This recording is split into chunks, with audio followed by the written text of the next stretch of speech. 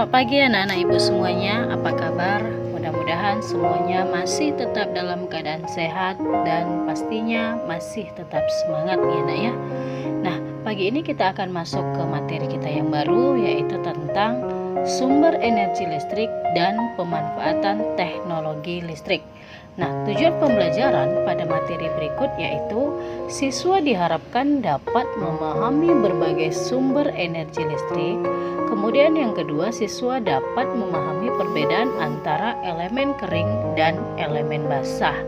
Nah, pada suatu rangkaian listrik sederhana ada 4 komponen utama yang harus kita ketahui. Yang pertama yaitu sumber energi listrik. Nah, sumber energi listrik di sini yang mendorong muatan listrik mengitari suatu rangkaian. Nah, sebagai sumber energi listrik di sini yaitu baterai. Kemudian yang kedua yaitu beban listrik. Nah, beban listrik digunakan agar muatan listrik dapat bergerak melakukan suatu kerja yang bermanfaat. Nah, beban listrik di sini contohnya lampu pijar ya. Kemudian yang ketiga konduktor. Konduktor yaitu suatu bahan yang digunakan untuk menghubungkan komponen-komponen secara bersama. Artinya di sini kalau kita mau mengetahui arus listrik dapat mengalir, maka kita gunakan bendanya atau kawatnya yang berbahan konduktor. Contohnya bisa kawat tembaga dan lain sebagainya. Kemudian yang paling penting yaitu saklar. Saklar gunanya untuk membuka atau menutup arus listrik pada suatu rangkaian. Jadi kalau kita misalnya merakit suatu rangkaian listrik sederhana tanpa adanya saklar, maka akan mempersulit sistem kerja kita. Nah, kemudian yang berikutnya yaitu sumber energi listrik. Nah, sumber energi listrik berfungsi untuk mendorong elektron-elektron agar dapat mengalir mengitari suatu rangkaian listrik. Berdasarkan arus yang dihasilkan, sumber energi listrik dibedakan menjadi 2, yaitu sumber arus bolak-balik atau alternatif current. Nah, contohnya di sini generator, dinamo sepeda, dan lain sebagainya. Kemudian yang kedua, sumber arus searah atau direct current. Contohnya di sini sumber arus searah yaitu elemen. Apa itu elemen? Elemen adalah sumber energi listrik searah yang berasal dari reaksi kimia. Saat digunakan, elemen dapat mengubah energi kimia menjadi energi listrik. Sedangkan saat dimuati, elemen mengubah energi listrik menjadi energi kimia. Nah, berdasarkan sifat bahan yang digunakan, elemen terbagi menjadi 2 jenis, yaitu elemen primer. Elemen primer itu adalah sumber arus listrik yang tidak dapat diperbaharui atau dimuati ulang. Misalnya elemen volta, baterai, dan lain sebagainya. Kemudian ada juga yang namanya elemen sekunder. Elemen sekunder kebalikan dari elemen primer, yaitu sumber arus listrik yang dapat diperbaharui atau dapat dimuati ulang.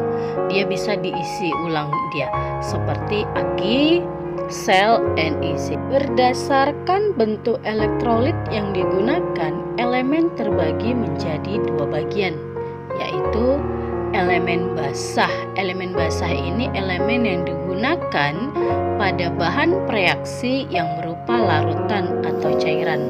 Berarti di sini contohnya elemen volta ya nak ya. Kemudian yang kedua, elemen kering. Elemen kering ini elemen yang digunakan bahan reaksi berupa cairan seperti pasta. Nah, di sini contoh elemen kering itu adalah baterai.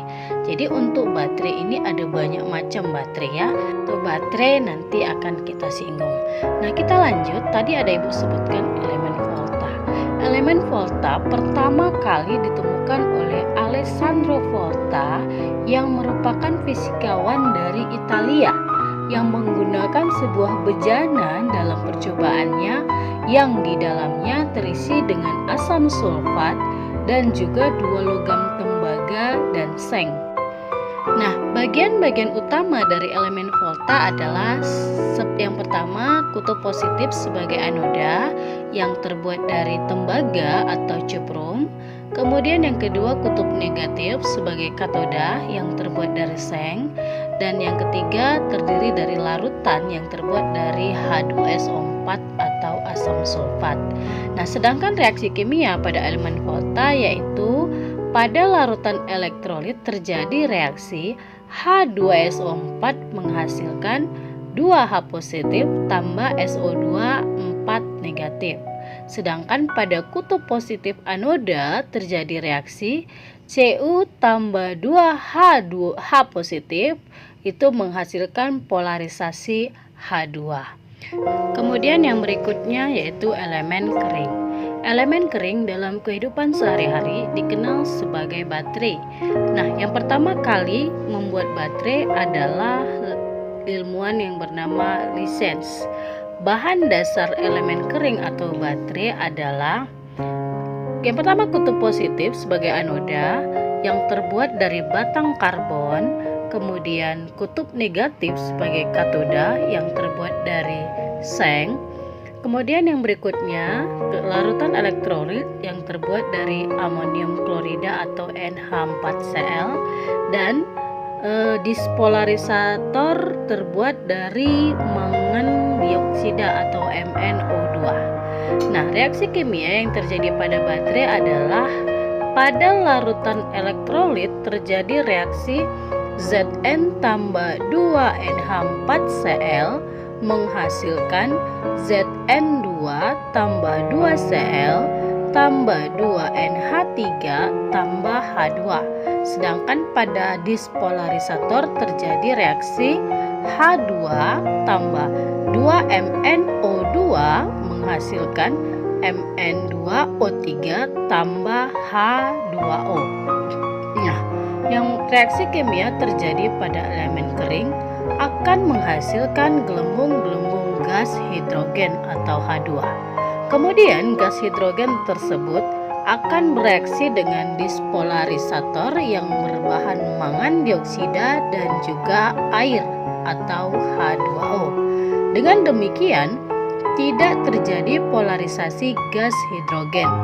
Bahan yang bisa menghilangkan polarisasi gas hidrogen disebut juga dengan dispolarisator. Dengan adanya bahan dispolarisator tersebut akan menyebabkan arus listrik yang mengalir menjadi lebih lama. Nah, pada elemen kering atau batu baterai dapat menghasilkan tegangan 1,5 volt. Keunggulan elemen kering atau batu baterai yang dijual di toko adalah awet, praktis, tidak membasahi peralatan karena elektrolitnya kering. Nah, jenis-jenis elemen kering ini ada baterai yang biasa kita pakai pada senter, pada jam dinding, kemudian ada baterai alkalin, kemudian ada baterai NICD ya. Nah, yang berikutnya yaitu tentang aki atau akumulator. Sebutan lain dari akumulator adalah aki. Elektroda pada aki, baik anoda atau katoda, terbuat dari timbal berpori. Bagian-bagian akumulator yaitu kutub positif sebagai anoda yang terbuat dari timbal dioksida, kutub negatif atau katoda yang terbuat dari timbal saja, sedangkan larutan elektrolitnya terbuat dari asam sulfat atau H2SO4 dengan tingkat kepekatan 30%. Nah, lempeng timbal dioksida dan timbal murni ditata dengan pola saling bersisipan yang kemudian akan membentuk satu pasang sel akumulator yang saling berdekatan dan dipisahkan oleh bahan penyekat yang berupa isolator.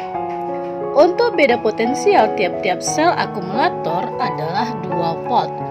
Dan dalam kehidupan sehari-hari ada akumulator 12 volt yang dipakai untuk menghidupkan starter mobil.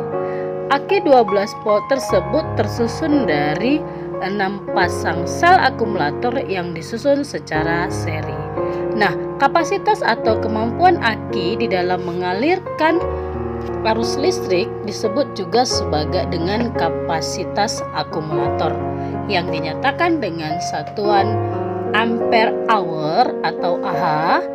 Kapasitas akumulator tersebut dapat mengalirkan arus listrik 1 ampere yang dapat bertahan selama 50 jam tanpa pengisian kembali. Nah, itu dia tadi ya.